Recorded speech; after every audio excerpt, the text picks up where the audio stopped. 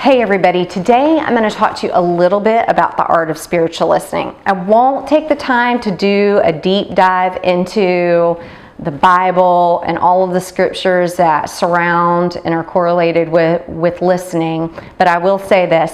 Scripturally speaking, hearing is synonymous with obedience. So what that tells me is when God is speaking, it should require some type of response from us. The issue arises in our life if we start to think that God is like man, that God just flies off the handle and says whatever he wants to say because he's in a mood, or he's asking us to do something because he's too lazy to do it himself. Those areas of our life that have not been perfected in love yet can greatly inhibit our ability to hear. So here is one tried and true test and measure that can be a gauge for you to find out how well you're doing spiritual listening. So ask yourself this question: how well do you listen to others? How well do you listen to others? I know personally when I had to answer that question, I found areas of my life where I was doing a stellar job, but yet I saw and noticed other areas where I had fragmented relationships that I would check in and check out of the conversation at certain points, dependent upon how I felt about what was being said. So when we are listening in a non-spiritual manner, we are listening for our benefit, and we are concerned with how we feel about what the person is saying. Okay, we've all been in those conversations where the person looked like they were looking in every other direction but at us, or looking at their phone, or they're looking at us but we know they checked out of the conversation and then they jumped back in at some point. Okay, that's not spiritual listening. When we do spiritual listening, we are actually listening for the benefit of the person who's speaking, not for ourselves. Okay, it is said that 90% of all problems could be solved if somebody would just listen all the way through.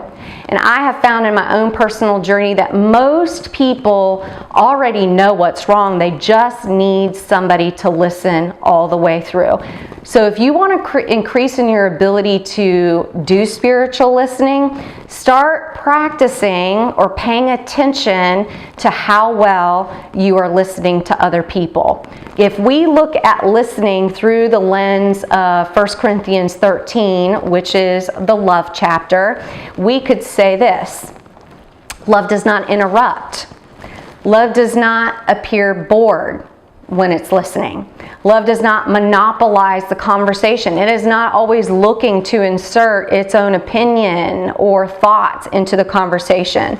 Love does not demand to be heard. Love does not make speeches. Love listens and does not immediately reject. Love listens in order to give fair hearing. Love listens in order to move itself into a place of understanding. And as you do that, a holy curiosity will arise, and divine questions will even pop into your spirit as you learn to place value on listening to another person. Love shows sincere interest in what the other person is saying, and love does not play one-upmanship. James 1:19 tells us, "So then, my beloved brethren, let every man be swift to hear," be quick to hear, slow to speak, and slow to wrath. Okay? So we're told, slow down.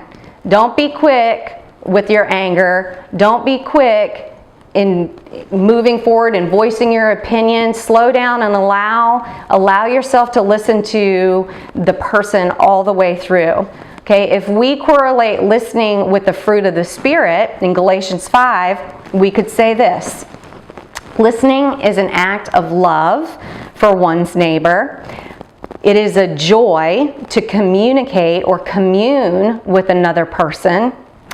To listen in peace is one way to administer peace, right? So I've been in those conversations before where I'm just talking, and I need to offload something to someone, and the person that is listening to me has such a calm and peaceful demeanor about them, that they are actually ministering peace to me as a result of them being peaceful in the relationship, and that is one of the fruits of the Spirit. So they're ministering that fruit of the Spirit of peace to me as they're listening. Okay, patience listens with actual interest, and to listen from the heart is to display kindness. Goodness is generous with time. Faithfulness really listens instead of pretending to do so. Why? Because you're being faithful to them. Gentleness is sensitive and non-judgmental, and listening with self-control is a hedge against reacting in anger or rejection. So we can say this: spiritual listening is a function of godly character. It requires us to be other-focused rather than self-focused. So we can say that spiritual listening is actually an act of God. So next week, I'm going to give you some practical tools that you can use to start measuring in certain areas of your life how well you're listening to other people.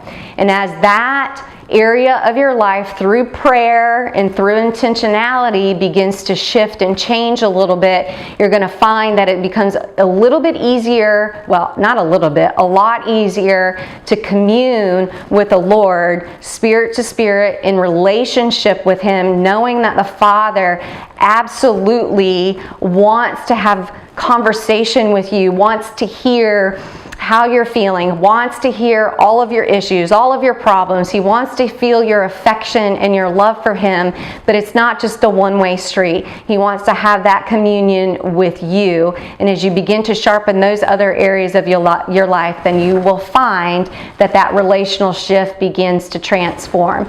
So I just bless you with the ability to recognize and see what areas of your life need to be sharpened, and so that you can have this exponential increase in growth in your relationship with the Lord as you learn to do spiritual listening in a greater capacity. Love you, and I'll see you next week.